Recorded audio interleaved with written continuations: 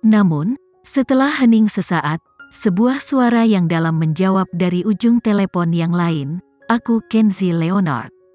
Alena tidak pernah berharap Kenzie akan mengangkat telepon Alexa. Saat dia memikirkannya, rasa dingin menyapu seluruh tubuhnya. Alena tiba-tiba ketakutan. "Tuan Kenzie, apa yang aku katakan tadi hanya omong kosong. Benarkah kau tidak sengaja mengatakannya?" Suara Kenzie dalam dan berbahaya. Setelah bertanya, Kenzie mengambil teleponnya sendiri dan memainkan rekaman semua yang baru saja dikatakan Alena. Meskipun tidak lengkap, bagian di mana dia mengutuk Alexa bisa terdengar keras dan jelas. Alena tahu dia tidak punya hak untuk mempertahankan harga dirinya lagi kecuali dia ingin dihancurkan sepenuhnya. Jadi, dia mulai menangis kepada Kenzie. "Tuan Kenzie, aku mohon padamu, tolong lepaskan aku. Bukannya aku tidak memberi orang kesempatan, tapi untuk mengatakan apa yang baru saja kau katakan, dan masih memintaku untuk membiarkanmu pergi? Aku tidak berpikir kau pantas mendapatkannya." Setelah mengucapkan kata-kata ini, nada suara Kenzie semakin menguat. "Aku tidak punya banyak kesabaran. Biarkan aku mengingatkanmu, sekarang jam 9 malam. Setelah itu, Kenzie menutup telepon dan segera menelepon Gilang, bantu Alexa mengganti nomor teleponnya. "Mulai sekarang, setiap kali ada pekerjaan atau acara, berikan nomorku." "Ya Gilang." Gilang bisa merasakan kemarahan dalam suara Kenzie meskipun dia tidak tahu apa yang terjadi. Setelah percakapan mereka, Gilang membocorkan informasi itu ke Natalie. Natalie menduga Alexa pasti telah menerima panggilan telepon yang mengancam sampai Kenzie bereaksi sedemikian ekstrim. Tapi, kebenarannya adalah, Alena mengutuk Alexa untuk ditabrak mobil. Betapa wanita itu kejam dengan hati jahat. Sebagai bos besar industri hiburan, dia pasti memiliki kemampuan untuk melempar Alena ke suatu tempat di tuar penebusan ini pasti. Pada kenyataannya, saat Alena meletakkan teleponnya, jari-jarinya gemetar. Dia tidak tahu kenapa dia benar-benar melakukan panggilan telepon itu. Yang paling penting, siapa sangka Kenzie akhirnya akan mengangkat telepon. Pada akhirnya, Alena membuang teleponnya, menutupi matanya dan menangis. Meskipun dia tidak ingin menerimanya selain mundur, dia benar-benar tidak punya pilihan lain. Jam 10 malam, Alena mengenakan pakaian formal saat dia menghadapi media di luar rumahnya. Para wartawan secara kasar menebak apa yang sedang terjadi. Alena berdiri di depan mereka karena kata-kata Kenzie katakan sehari sebelumnya. Dia telah memberitahu penghasut di balik cedera Alexa untuk mengaku di siang hari. Hanya saja, mereka tidak mengerti kenapa Alena akan menyimpan dendam terhadap Alexa. Alexa jatuh dari panggung, untuk membuatnya lebih serius, ada kemungkinan kematian. Malam itu dingin. Alena menghadapi para reporter yang mengenakan jas hitam dan mengenakan lapisan rias yang indah. Di bawah langit hujan, asistennya mengikuti di belakangnya dengan payung. Dia memiliki ekspresi kaku di wajahnya. "Aku, Alena, akan secara resmi mengumumkan pengunduran diriku dari industri modeling hari ini. Mulai hari ini dan seterusnya, aku tidak akan mengambil setengah langkah ke dalam industri hiburan lagi. Aku ingin mengucapkan terima kasih kepada semua orang yang telah mendukungku selama bertahun-tahun. Aku tidak tahu bagaimana membalas kalian, aku hanya berharap kalian dapat mengingatku." Setelah berbicara, Alena membungkuk kepada semua orang, dan berbalik untuk pergi sebelum para wartawan diberi kesempatan untuk mengajukan pertanyaan. Berdiri di antara hujan ringan, para reporter memiliki pikiran dan asumsi sendiri tentang tindakan tiba-tiba Alena. Pemirsa, selamat malam, kalian telah menonton siaran entertainment. Menurut informasi terbaru dari wartawan kami, pada pukul 10 malam ini, model Star King, Alena, telah secara resmi mengumumkan perpisahannya dengan industri hiburan setelah wawancara singkat di luar rumahnya. Alena muncul di depan kamera tampak kuyu, tetapi pidatonya singkat. Dia dengan cepat mengumumkan mundur dari industri sebelum menghilang dari pandangan. Namun, semua orang mempertanyakan kenapa model yang kelihatannya normal tiba-tiba mengumumkan pengunduran mereka. Sulit untuk tidak mengikatnya kembali ke kejadian yang terjadi tadi malam, pada acara penghargaan di mana Alexa Geraldine didorong oleh orang asing dan terluka parah setelah jatuh dari panggung.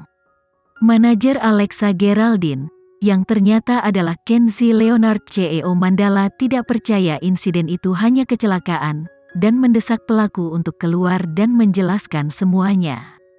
Dari apa yang telah kita kumpulkan, selama upacara, Alena telah menghina Alexa Geraldine beberapa kali.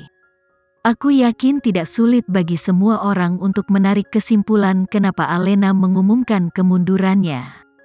Menurut laporan dari reporter kami, Alexa Geraldine tidak mengejar siapapun untuk bertanggung jawab setelah terluka. Bahkan, ia menanggung rasa sakit itu sampai akhir upacara. Hanya karena cederanya yang serius akhirnya memicu kemarahan manajernya. Dari sini, kita dapat melihat, tidak peduli identitas seseorang, mereka harus mempertahankan garis bawahnya. Jika tidak, mereka tidak hanya akan melukai orang lain tetapi juga diri mereka sendiri. Setelah menonton berita, Kenzie mengulurkan tangannya untuk mematikan TV. Dia tidak puas dengan cara Alena menangani masalah ini, dia hanya mengumumkan kemundurannya dan tidak punya niat apapun untuk meminta maaf kepada Alexa. Alexa melihat kemarahan istrinya. Melihat Kenzie akan memanggil Gilang, dia mengulurkan tangannya dan menghentikannya. Sudah cukup. Bagi orang yang sombong seperti Alena, menghancurkan karirnya sudah lebih buruk daripada membunuhnya. Apalagi, apa gunanya memaksanya untuk meminta maaf? Jangan buang energimu pada orang seperti itu, kau perlu istirahat.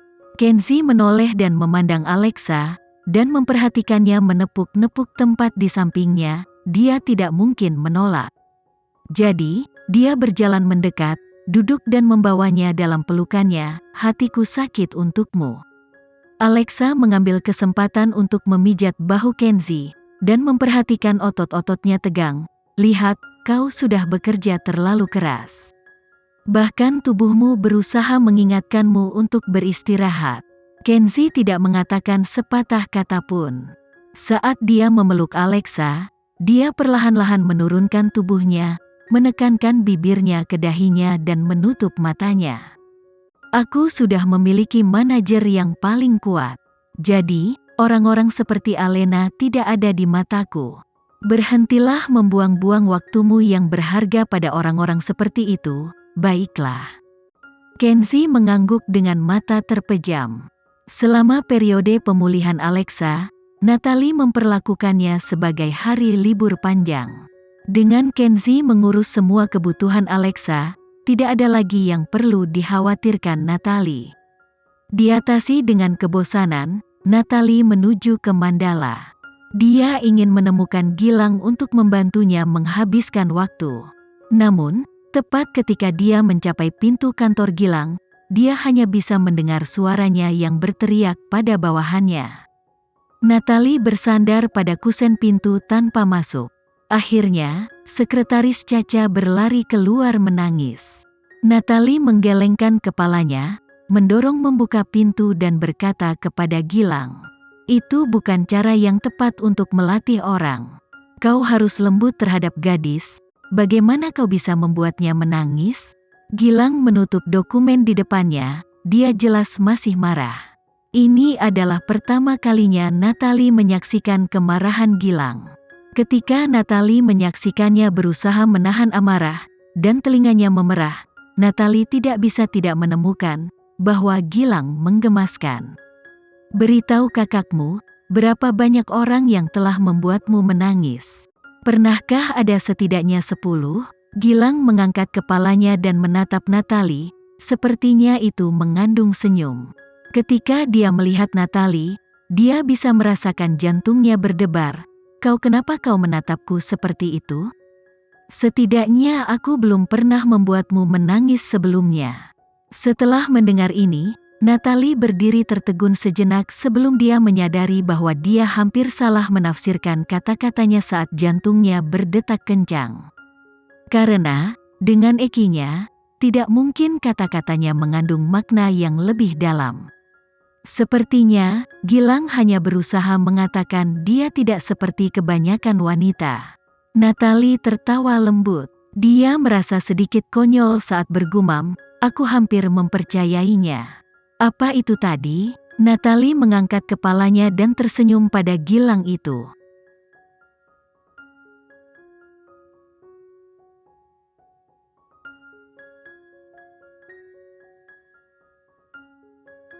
Sekian dulu ya video kali ini, kita lanjutkan lagi videonya di lain waktu.